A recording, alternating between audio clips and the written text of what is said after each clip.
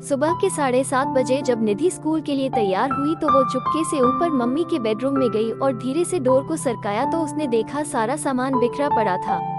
नीचे drawing room में आई तो पापा सोफे पर बेसुध सो रहे थे। अपने रूम में आकर उसने अपनी गुल्लक में से 50 रुपए निकालकर पॉकेट में रख लिए। बैग उठाकर बस के लिए निकलने लगी तो सरोज आई। निधि बेटा, आलू का पराठा बनाया है, खा लो। निधि ने मायूस नजरों से सरोज आंटी को देखा और बोली, नहीं आंटी, भूख नहीं है। सरोज ने जबरदस्ती टिफिन उसके बैग में डाल दिया। निधि स्कूल के लिए निकल गई। सरोज सोचने लगी, बेचारी छोटी बच्ची साहब और मेम साहब के रोज के लड़ाई झगड़े से इस 13 साल की उम्र में कितनी बड़ी हो गई है। सरोज पिछले 10 सालों से नेहा व नरेश के यहाँ काम कर रही है। दोनों मल्टीनेशनल कंपनी में ऊंचे पदों पर कार्यरत हैं। निधि उनकी इकलौती बेटी है, किसी चीज की कोई कमी नहीं है, पर हर समय दोनों एक दूसरे से लड़ते रहते हैं। नरेश पिछले कुछ समय से नेहा से तलाक चाह रहा है और चाहता है निधि की जिम्मेदारी नेहा उठाए और नेहा निधि की जिम्मेदारी नरेश को देने के साथ जायदाद में हिस्सा चाहती है। इस कारण दोनों लड़ते रहते हैं। बच्चे की जिम्मेदारी कोई नहीं लेना चाहता था, इसलिए दोनों एक दूसरे के लिए अपशब्दों का इस्तेमाल करते हैं। बेचारी निधि स्कूल से घर आकर अपने कमरे में दुबक जाती है, केवल सरोज आंटी से ही बात करती है। रोज की तरह नेहा और नरेश ने नाश्ता अपने अपने कमरे में ही किया और ऑफिस के लिए निकल गए। करीब 12 बजे स्कूल से कॉल आया कि जल्दी हॉस्पिटल पहुंचो, निधि को चोट आई है। हॉस्पिटल पहुंचकर पता चला कि निधि बहुत ऊपर से सीढ़ियों से गिर गई है और उसे आईसीयू में रखा गया था। ऑपरेशन की तैयारी हो रही थी। निधि को सिर में बहुत गहरी चोट आई थी। ऑपरेशन शुरू हुआ पर जिंदगी मौत से हार गई। नेहा और नरेश स्तब्ध रह गए। उन्हें ऐसा झटका लगा था कि अपनी सुध बुध ही खो बैठे थे। निधि की दादी भी आ गई थी। बेटा बहू को देखकर नफरत से मुंह फेर लिया। पूछताछ हुई, टीचर स्टूडेंट्स सभी के बयान लिए गए। यही पता चला कि बैलेंस बिगड़ने से नीचे गिर गई। 13वां निबटने के बाद नरेश ने अपनी मां को रोकना चाहा, पर उन्होंने आंखों में आंसू भर कर कहा, तुम दोनों खूनी हो, तुम्हारी जिद मेरी पोती को खा गई। मैं उसे अपने साथ ले जाना चाहती थी, पर तुम दोनों ने उसे अपने अहम का मोहरा बनाकर उसकी जान ले ली। माँ चली गई। सरोज तब से सदमे में थी। फिर उसने जैसे तैसे होश संभाला। नरेश और नेहा से कहा, मेम साहब, मैं अब यहाँ नहीं रह पाऊंगी। इस घर की दीवारें मेरी निधि की सिसकियों से भरी हैं। उसे मैंने कभी अपनी गोद में तो कभी छिप कर रोते हुए देखा है। मेरा मन किया कि उसे लेकर भाग जाऊं, पर मैं डरपोक थी, ऐसा नहीं कर सकी। अगर चली जाती तो शायद आज वो जिंदा होती। नरेश और नेहा के पास अब शायद कहने को कुछ नहीं था। जैसे जैसे दिन बीत रहे थे, उनका लड़ाई झगड़ा एक अजीब सी बर्फ में तब्दील हो चुका था।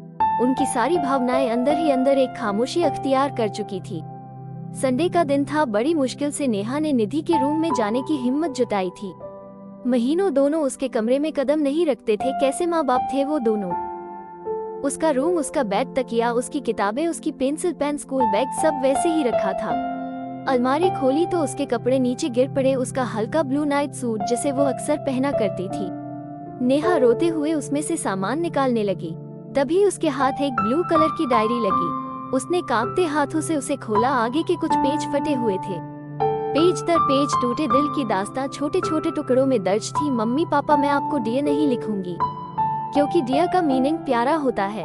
पापा, आप मम्मी को कहते हो कि तुम्हारी बेटी, और मम्मी आप पापा को कहते हो तुम्हारी बेटी। आप दोनों ये क्यों नहीं कहते कि हमारी बेटी। अगले पेज पर था, पता है जब मैं मामा जी के घर जाती हूँ, मामा मामी मुझे बहुत प्यार करते हैं। मामी अनु को जब प्यार से मेरा बच्चा कहती है तो मुझे लगता है कि मैं प्यारी बच्ची नहीं हूँ। मम्मा, मैं तो आपका सारा कहना मानती हूँ, फिर भी आपने मुझे कभी मेरा बच्चा नहीं कहा। एक पेज पर लिखा था, मम्मी मैं जब बुआ के घर जाती हूँ तो वो भी मुझे बहुत प्यार करती हैं, पर खाना हमेशा नक्श की पंसद का बनाती हैं। मम्मा, मुझे राजमा बहुत पसंद है। मैंने आपको बनाने को कहा था, पर आपने कहा मुझे परेशान मत करो। जो खाना है सरोज आंटी को बोला करो, वो बना देंगी। मम्मा, मैंने राजमा खाना छोड़ दिया है, अब अच्छा नहीं लगता। पापा, मुझे आपके चिल्लाने से बहुत डर लगता है। पापा, मैं आपके साथ आइसक्रीम खाने जाना चाहती हूँ।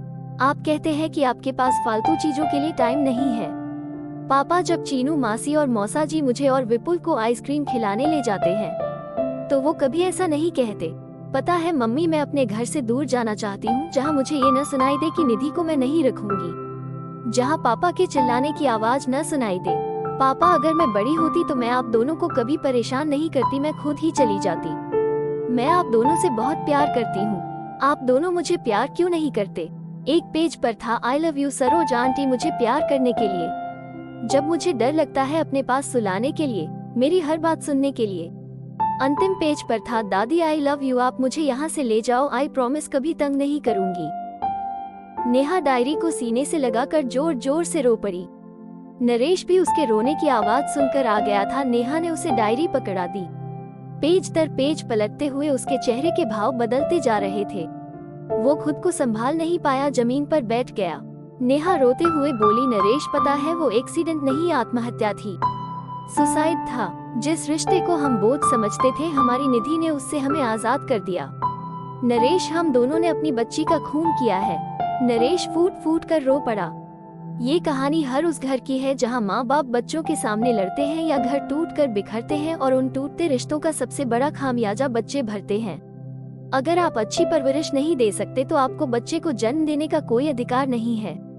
अच्छी परवरिश का मतलब रुपए पैसे सुख सुविधाओं का होना नहीं है। इसका मतलब है कि आप बच्चे को जब जरूरत है उसके कितने करीब हैं। अगर आपको कहानी अच्छी